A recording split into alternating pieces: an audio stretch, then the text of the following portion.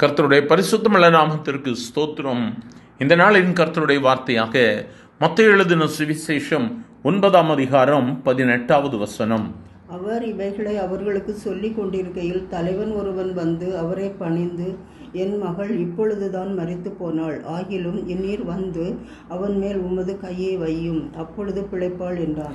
எனக்கு அருமையானவர்களே, இந்த இடத்துல ஒரு தலைவன் நம் ஆண்டவராக இயேசுவின் இடத்துல வருகிறதை நாம் பார்க்கிறோம். இயேசு பிரசங்கித்துக் கொண்டிருக்கிறார்.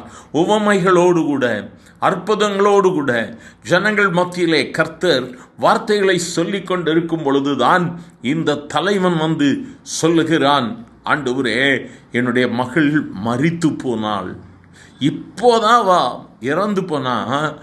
ஆகிலும் அதான் ரொம்ப முக்கியங்க. அந்த மனிதனுடைய நம்பிக்கை, விசுவாசம் இயேசுவின் மேல். அவன் சொல்லுகிறான், ஆகிலும் நீர் வந்து அவள் மேல் உமது கையை வையும், அப்பொழுது அவள் பிழைப்பாள். எவ்வளோ அசைக்க முடியாத நம்பிக்கை. மரித்து போன மகளை வீட்டிலை விட்டு இயேசுவனிடத்தில் ஓடி வந்து இப்பொழுது சொல்லுகிறான், ஆண்டவரே, எனக்கு அற்புதத்தை செய்யும் என்று சொல்லி. எனக்கு அருமையானவர்களே, எவ்வளோ பெரிய அற்புதம் பாருங்க. ஆண்டவர் அற்புதத்தை செய்தார். சிறு பெண்ணே என்று சொல்லுகிறார். கையை பிடித்தார், உடனே அவள் எழுந்திருந்தார். அற்புதம் நடந்தது. ஆகிலும் நீர் வாரும் ஆண்டவரே என்று சொல்லை அழைத்த அந்த தலைவனுடைய நம்பிக்கையை பாருங்க. இன்று நம்முடைய நம்பிக்கை எப்படியாக இருக்கிறது? ஒரு சின்ன எக்ஸாமில் நம்ம ஃபெயில் ஆகிட்டோம்னாலே சோர்ந்து போயிடும். இனி என்ன படித்தேன்னா, இனி நான் படிக்க மாட்டேன், நான் என்னுடைய படிப்பை தொடர மாட்டேன், நான் ஃபெயில் ஆகிட்டேன், நான் ரொம்ப கஷ்டப்பட்டேன், ஆண்டவர் என்னை கைவிட்டுட்டார், இப்படியெல்லாம் சொல்கிறோம்ல.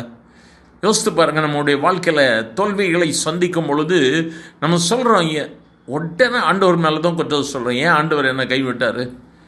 எல்லாருக்கும் முன்னாலே எனக்கு ஒரு வெற்றியை தந்திருக்கலாம்ல, ஏன் எனக்கு ஒரு தோல்வியை கொடுத்தார்? எனக்கு இந்த தலைவனோடு கூட நம்முடைய வாழ்க்கையை ஒப்பிட்டு பாருங்கள். மரித்து போன மகளை வீட்டிலே வைத்து விட்டு ஓடி வந்து இயேசுவனிடத்தில் சொல்லுகிறான், ஆகிலும் நீர் கை வைச்சா அவ எந்திரிச்சிருவாண்டவரே. இன்னைக்கு உன்னுடைய நம்பிக்கையை இயேசுவின் மேல் வை. இன்று உன்னுடைய விசுவாசத்தை இயேசுவின் மேல் வை. எல்லாம் நெகட்டிவாக நடக்கலாம், எல்லாம் எதிர்மாறாக நடக்கலாம். உன் கூட இருந்தவங்களே உனக்கு விரோதமாய் நிற்கலாம், பேசலாம், எதிர்க்கலாம். பயப்படாத, இயேசு உன்னோடு கூட இருக்கிறார். நியாயம் தீர்ப்பார். அவர் நிச்சயமாக அற்புதத்தை செய்வார். ஆகிலும் ஆண்டவரே, உங்கள் கை என் மேலே வைங்க. கேட்கலாமா? எங்கள் அன்பின் ஆண்டவரே, ஆசீர்வதிக்கப்பட்ட இந்த நல்ல கால வேளைக்காக நன்றியப்பா. உம்முடைய வார்த்தைக்காக ஸ்தோத்திரம். அந்த தலைவன் உம்மிடத்தில் கெஞ்சினது போல என்று உம்மை நோக்கி இந்த வார்த்தைகளை கேட்டுக்கொண்டு, ஆகிலும் என் ஆண்டவரே, உம்முடைய கையை என் குடும்பத்தின் மேல், என் மேல், எங்கள் வாழ்க்கையில வையுங்க ஆண்டவரே என்று சொல்லி கதறி உம்மை நோக்கி கூப்பிடுகிற உம்முடைய பிள்ளைகள் ஒவ்வொருவருக்கும் என் ஆண்டவர் மனமிறங்க வேண்டுமாய் செபிக்கிறான். ஆண்டவரே, சிறு பெண்ணை எழுந்திரு என்று சொன்ன என் ஆண்டவர் இன்றைய நாளில் விசுவாசத்தோடு நம்பிக்கையோடு கூப்பிடுகிற ஒவ்வொருவருக்கும் அற்புதத்தை செய்யும் ஆண்டவரே. அப்படி நீர் செய்கிற தெய்வர்க்காய் நன்றி. இயேசுவின் நாமத்தில் பிதாவே, ஆமேன், ஆமேன்.